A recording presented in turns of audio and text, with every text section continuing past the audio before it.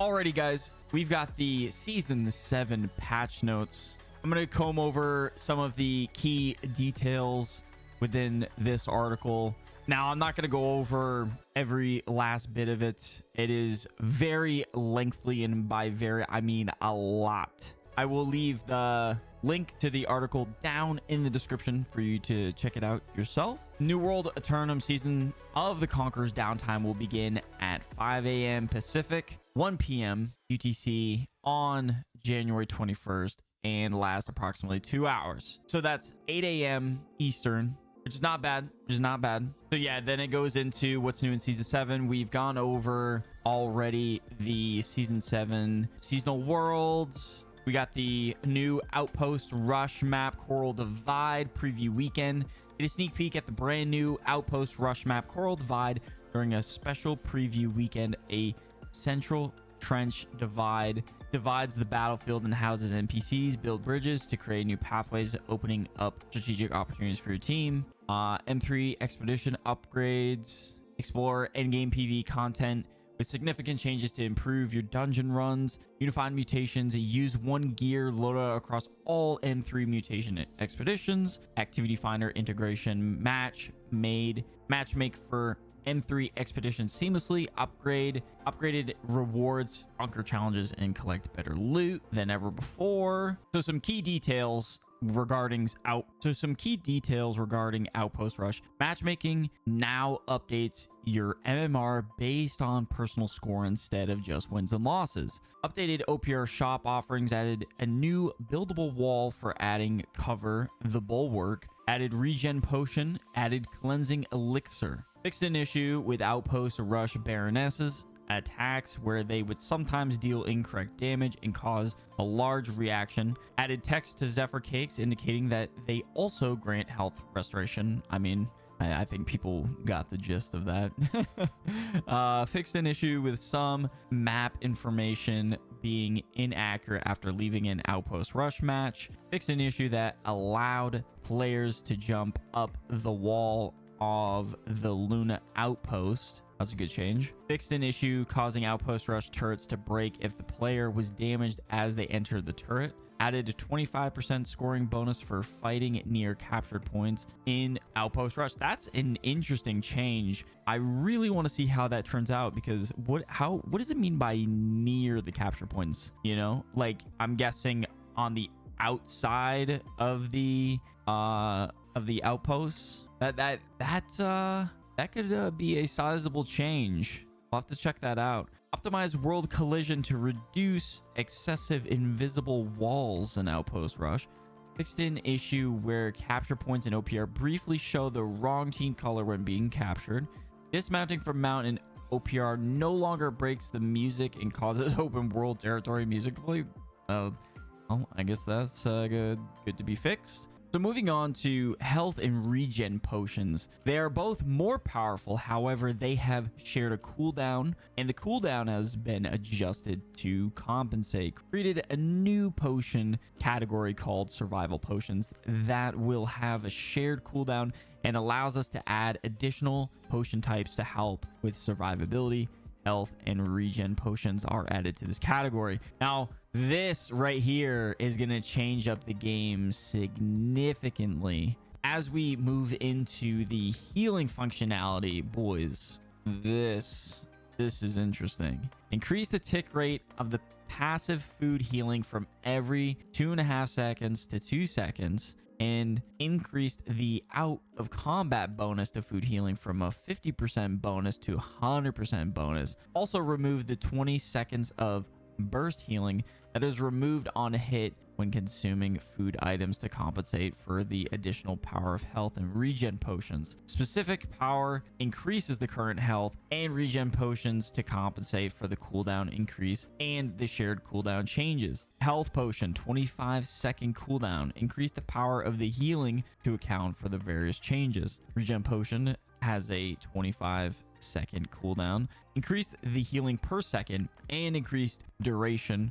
from 10 seconds to 15 seconds to account for the various changes. Regen serums, 25-second cooldown. Adjusted the power to compensate for the reduced cooldown. And keep in mind that they will most likely be very, very powerful with this new meta that is shaping. Adjusted the way the ranged weapon persists damage multiplier is calculated, reverted the PvP damage scaling that was added in to reduce the damage of the blunderbuss to account for target lock. Unhid the healing value flyouts from regeneration potions, updated the absorption potions to reduce the potency of creature family ward potions by 50% while active.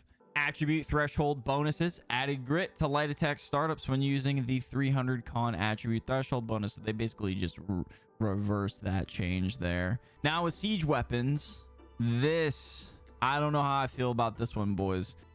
Increase the projectile speed of the ballista turrets and increase the distance a ballista would travel before gravity would kick in for war invasion OPR ballista turrets. Reduce the shot cooldown of the Outpost Rush ballista to match the cooldowns of the war/invasion ballista turrets. Was 5 seconds, made it to 2.5 seconds. Added an effect that is applied to the player when mounted on any turret that grants damage absorption and increases armor while on turrets. Increased repeater turret damage by coefficient from 1.2 to 2.2. They buffing these siege weapons is like, oh, it's gonna be gross, dude. It's gonna be gross. Well, we'll have to see how it works out. Maybe it won't be as bad as I think it might be in OPRs, but like I said, I gotta, you know, put a lid on it kind of thing. I don't want to get too deep in the muck and, you know, be too negative, I guess. You know what I mean? Because I really want this season to be really good and not so much of a, you know, a headache or just making you not want to play the game anymore. Because that is the last thing I want to happen, is more players just start leaving the game. Whereas, you know, the player base has been bleeding for some time. Moving on to the weapons, blunderbuss increased the spread, the inaccuracy of the blunderbuss when target locked onto an enemy player. Now, how much are we talking here? They didn't really give us a value. I really hope this is a significant change and really hinders that target lock, because it has been a terrible issue, and I you know, a lot of people have been running it, and I've been advocating for it so that AGS can see how busted it is. Because if no one's running it, everybody has, you know, ostracized it to the point where an unwritten rule that, hey, do not run target lock. That was what I was always advocating for, is like, no, everybody run it, abuse it, and so that we make enough noise so that AGS will fix it or completely get rid of it.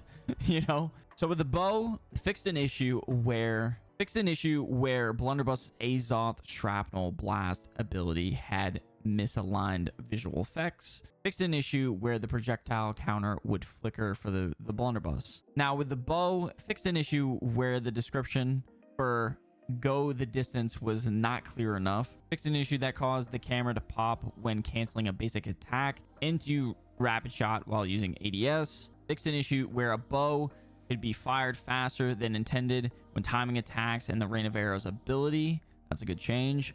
Ancient Guardian Bowman's bow is now no longer stretching forward when aiming with it. Fixed an issue where using smart cast with certain bow abilities could cause stuttering. Optimization pass for poison shot ability. Fire staff. Got some changes here, boys. Fixed an issue where the runes of Helios ultimate could trigger without meteor shower being cast. Fixed an issue that caused meteor shower duration to be 4 seconds rather than the intended 6 seconds. Reduced the disease of immolation to 10% incoming and 5% outgoing from 20% and 10% respectfully. Got some good nerfs, dude.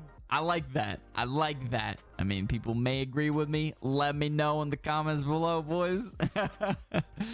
Fixed shipyard of fire staff visual effects. Reduced the max stacks of the dot from 5 to 4, so a max of 20% weapon damage instead of 25% Wow. With the new fire staff coming in being a dot heavy artifact, I think they're trying to balance it accordingly. They may make some changes throughout the season. We'll have to see. But I think that's the reason for this nerf here. Flail fixed an issue where the flail could interrupt group members while they were in their inventory. Fixed an issue where the flail would rotate a bit too much while holding rotation with a controller. Great Axe fixed an issue where the Mauler's resolve passive would not trigger on attacks that did not trigger a stagger/interrupt. Added additional clarity to Whirlwind's tooltips. Reworded Bloodlust description to be more clear. Adjusted visual effects placement on several Great Axes to better align with the shape of the blade.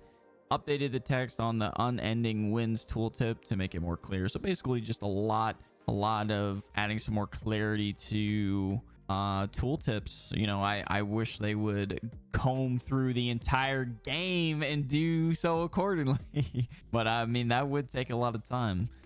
So moving on, we got the Greatsword. Fixed an issue where blocking an attack could cause the character's legs to have a stutter animation. Fixed an issue where the Greatsword did not always disappear from the player while using Unstuck. Fixed an issue where the final upgrade of Roaring Rupture could be unlocked without the second upgrade being unlocked. Fixed a typo on the Greatsword skill tree entry for Purifying Roar. Removed left hand open and close at the end of Greatsword jump in place animation. Fix Greatsword land into idle animation so that the left arm does not let go of the sword at the start of the animation. It's weird how like they're abbreviating things. It's like you'd think they would just type out the rest of the word, but I digress. Hatchet. Increase the cooldown of Defy Death. No, boys, they're nerfing the hatchet, man. I mean, it's only 10 seconds. I guess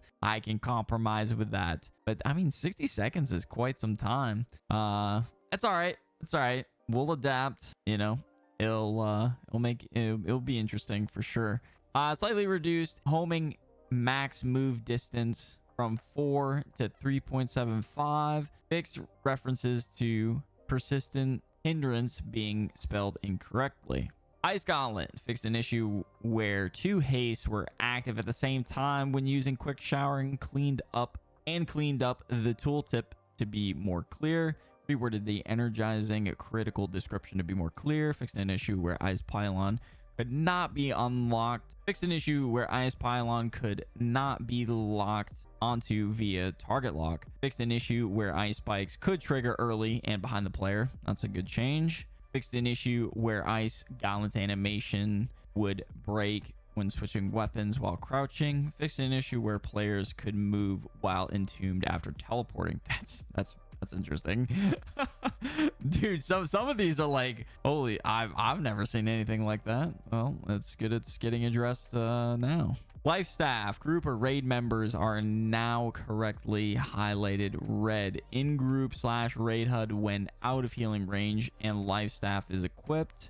Fixed an issue that let you use certain cancels to increase your light attack rate of fire. Added the ability to remap self-targeting on gamepad when aiming throwable items while life staff is equipped. Target locking will now lock onto enemies only, not allies. Fixed visual effects on Black Widow life staff. Musket fixed an issue causing the musket to be unable to aim if prone under collision. Fixed an issue that allowed power shot and powder burn to active while swimming. Fixed ancient flintlock weapon not matching its icon. That is not enough changes to the musket.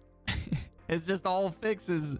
Dude, man, I was kind of hoping there was going to be some nerfs, dude. Like, they tweaked fire staff. Like, what? Yeah, guys, let me know what you guys would change for the musket, because I think there can be some nerfs.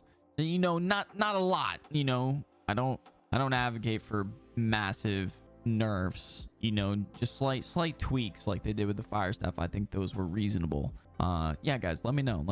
I'm curious to what you have to say. Rapier fixed an issue where rapier abilities would not buffer properly when triggered early enough during the during the Tondo ability.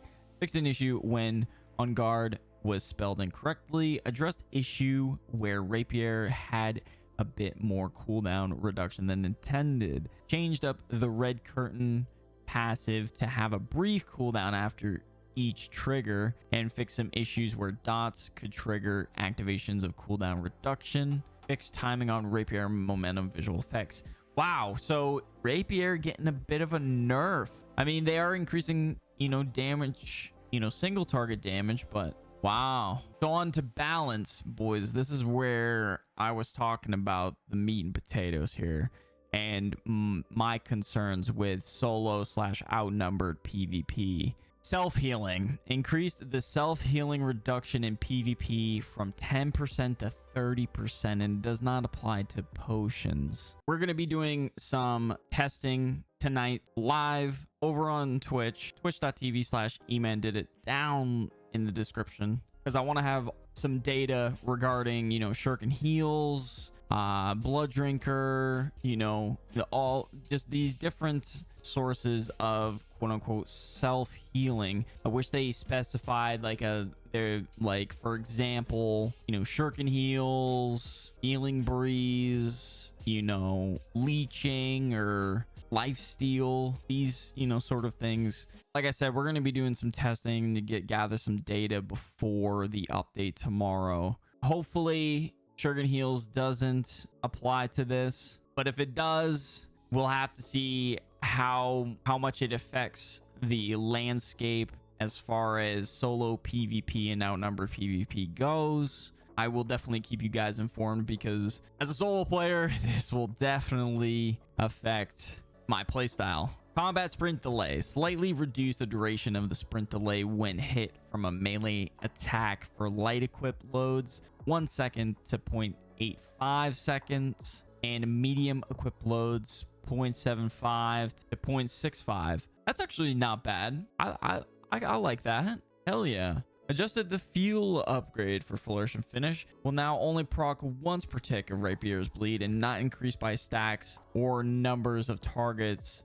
it is on, but value has been increased from 3.5% to 9%. Whoa, hold up. Rapier getting a nerf here, boys? Interesting. That's kind of like out of left field. Yeah, I wonder how that's gonna play out. So with the spear, fixed an issue where the exacerbating crits passive was not functioning with perforates weaken.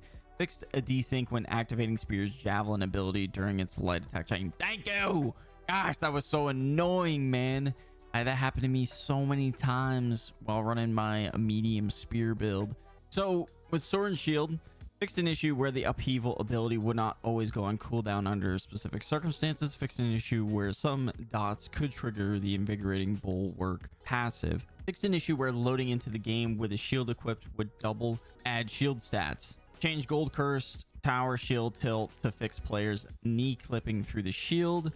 Modified the sword final blow passive functionality to only increase the threat generation while in heavy equip load. Reduce base threat generation of the sword basic attacks, but increase the taunt increase that the heavy attacks provide. Now with Void Gauntlet, fixed an issue that could cause Harvest Essence to get briefly interrupted when changing move direction. Fixed an issue where Orb of Decays detonate would not always trigger while performing Void Blade attacks. Fixed an issue where some Void Gauntlet abilities would not trigger consistently when unsheathing the Void Gauntlet.